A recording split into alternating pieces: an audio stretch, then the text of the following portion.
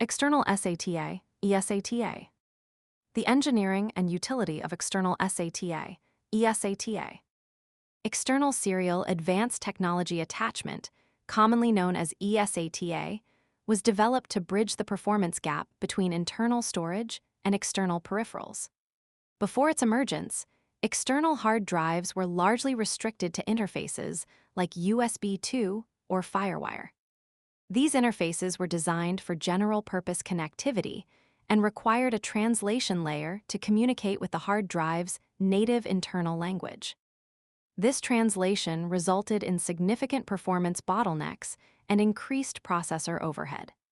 eSATA was the industry's solution to this problem, extending the high-speed SATA bus outside the computer chassis to provide a native, high-performance connection for external storage devices. The architecture of a native connection. The core technical advantage of eSATA is that it is a non-translated interface. When a hard drive is connected via USB, a bridge chip inside the external enclosure must convert the SATA signals into USB packets, which are then de-encapsulated by the computer's operating system.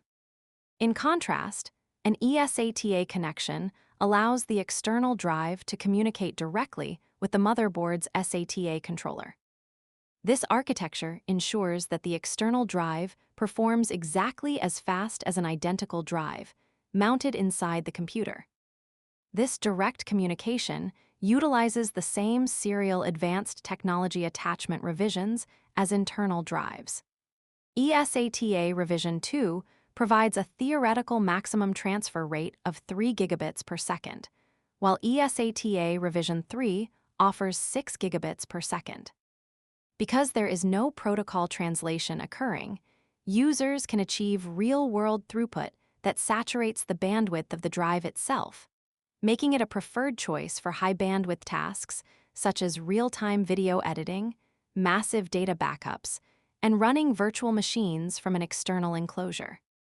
Physical engineering, connectors, and keying. While eSATA is based on the internal SATA standard, the two are physically incompatible by design. This was an intentional engineering choice to ensure signal integrity and electrical safety. Internal SATA connectors utilize a distinct L-shaped key to prevent incorrect orientation and to provide a simple friction-fit connection. However, this design was considered too fragile for the rigors of external use, where cables are frequently plugged, unplugged, and subject to physical movement. The eSATA connector replaces the L-shape with a straight, rectangular profile. The connector is physically deeper than its internal counterpart, allowing for a more robust mechanical grip. Furthermore, the eSATA plug is surrounded by a thick metal shroud. This shroud provides two critical functions. It acts as a rugged physical anchor to prevent the cable from being easily bumped loose, and it ensures a continuous electrical ground between the cable's internal shielding and the computer's metal chassis. Because of these physical differences, a technician cannot use a standard internal SATA cable for an external eSATA device. Dedicated eSATA cables are required, and they are built to much stricter mechanical standards to handle the wear and tear of being an external peripheral. Managing electromagnetic interference, EMI. One of the most significant technical challenges in moving a high-frequency data signal outside the computer case is protecting it from environmental noise. A computer's metal chassis acts as a Faraday cage, shielding internal components from electromagnetic interference. Once a signal travels down a cable outside that cage, it is exposed to noise from mobile phones, power cables, and other electronic devices. To combat this, eSATA cables are required to be heavily shielded. They typically feature multiple layers of aluminum foil and braided copper mesh. This shielding is essential for maintaining signal integrity at the high frequencies required for 3 gigabit or 6 gigabit data rates. If the signal were to pick up interference, it would result in corrupted data packets, leading to slow transfer speeds or frequent drive disconnections. Additionally, the electrical signaling levels for eSATA were modified. eSATA uses a higher transmit voltage and a more sensitive receiver than internal SATA. This adjustment allows the signal to travel further while still being clearly heard by the controller at the other end. This is why the maximum cable length for eSATA is 2 meters, whereas internal SATA cables are strictly limited to just 1 meter. The power delivery limitation. Perhaps the most important technical detail regarding eSATA is that the standard connector carries only data, not power. This is a fundamental difference from USB. A standard USB port provides 5 volts of electricity to run a thumb drive or a portable hard drive. A standard eSATA port provides 0 volts. This means that almost all eSATA external drives require a separate SECO end-area connection for power. For large desktop-class drives, this usually means a dedicated wall-wart power adapter that plugs into an electrical outlet. For smaller portable drives, users often have to use a USB-to-power cable to steal electricity from a nearby USB port just to get the eSATA drive to spin up. This requirement for 2 cables made eSATA less convenient than USB for mobile users, which eventually hindered its widespread adoption in the consumer market. The eSATA hybrid innovation. To address the power deficiency, an unofficial hybrid standard known as eSATA was developed. The P stands for power, though it is also commonly referred to as power over eSATA or a USB eSATA combo port. This port is a masterpiece of physical engineering that combines the data pins of eSATA with the power pins of the USB standard in a single physical housing. An eSATA port can accept a standard USB cable, a standard eSATA cable, or a specialized eSATA cable.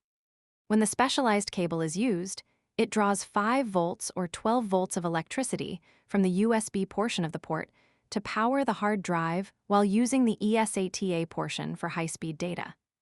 This allowed for a true single-cable solution for external SATA drives. While common on business-class laptops for several years, it was never fully standardized by the SATA organization, leading to variations in how much power different ports could provide. The software layer, AHCI and hot swapping. For eSATA to function with the same plug-and-play convenience as USB, the hardware must support hot swapping.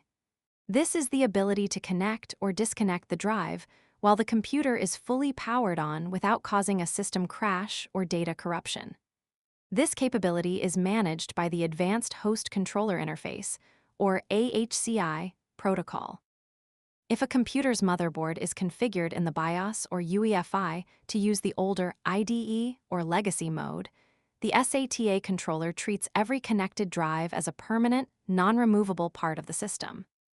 In this mode, if you plug in an eSATA drive, the operating system will not see it until the computer is restarted. For eSATA to work correctly, a technician must ensure the controller is set to AHCI mode. This enables the controller to dynamically detect the arrival of a new device and hand it over to the operating system immediately. AHCI also enables native command queuing, NCQ, which allows the external drive to reorder data requests for better efficiency, further narrowing the performance gap between internal and external storage. Troubleshooting and field maintenance. Technicians maintaining eSATA systems must be aware of several common failure points. Because the ports are exposed to the environment, they can accumulate dust or debris, which can prevent the pins from making a solid electrical connection. A visual inspection with a bright light is often the first step in troubleshooting a non-responsive drive. Physical damage is also a concern. Although the eSATA connector is more rugged than the internal version, the small plastic tongue inside the port can still be snapped if a user attempts to force a cable in upside down or at an angle. If the port feels loose or the cable doesn't click into place, it is likely that the internal mechanical guides have been damaged. Finally, signal attenuation must be considered. While the standard allows for a 2-meter cable, using low-quality, poorly shielded cables can lead to errors. If a drive is recognized by the computer but transfers files very slowly or causes the system to hang, the culprit is often a cable that is picking up too much electrical noise. Swapping to a high-quality, double-shielded eSATA cable is the standard resolution for these types of intermittent performance issues. Conclusion: the legacy of high performance. eSATA remains a landmark in the evolution of storage technology.